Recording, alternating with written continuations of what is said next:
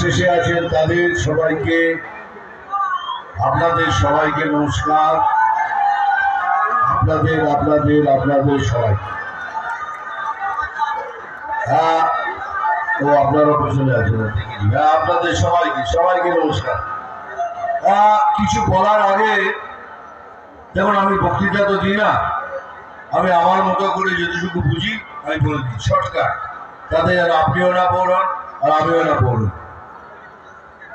দেখুন, আমি এসছি অনেক দূর থেকে, হেলিকপ্টারে এসছি, কিন্তু হেলিকপ্টার মানে সবকিছু আনন্দের হয় না, গরম হয়, আপনাদের মতোই গরম।